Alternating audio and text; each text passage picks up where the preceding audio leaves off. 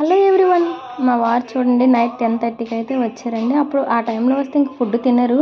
ఇగో మిరియాలను పసుపు వేసి పాలైతే ఇచ్చాను. మా పాప అయితే ఫోన్ చేసిందండి. వాళ్ళ నాన్నకి ఫోన్ చేసి ఇవైతే తీసుకురమ్మన్నది. సో తీసుకొచ్చారు. ఆ టైంలో ఇంకా అంత టైం వరకు రాకపోతే నాకు ఒక్కొక్క రోజైతే చాలా బాధగా అనిపిస్తుందండి.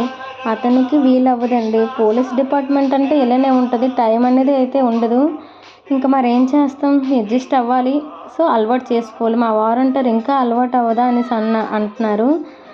ఏంటంటే ఒక్కొక్కసారి బాధ అనిపిస్తుందండి. ఆ టైంలో మేము విజయవాడలో ఉంటాం, గన్నవరం నుంచి రావాలి కదా అనేసి అంటారు అతను.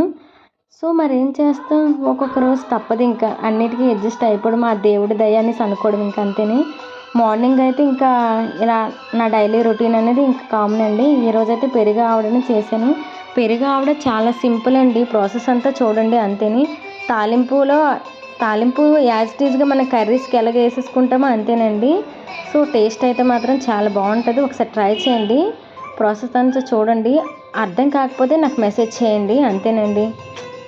థ్యాంక్ యూ ఫర్ వాచింగ్ అండి. ఒక లైక్ అండ్ సబ్స్క్రైబ్ చేసుకోవచ్చు కదా. సరేనండి, ఇదిగోండి టేస్ట్ అయితే మాత్రం చాలా బాగా వచ్చిందండి. మా పిల్లలు ఇంకా స్కూల్కి అయితే వెళ్ళిపోయారు.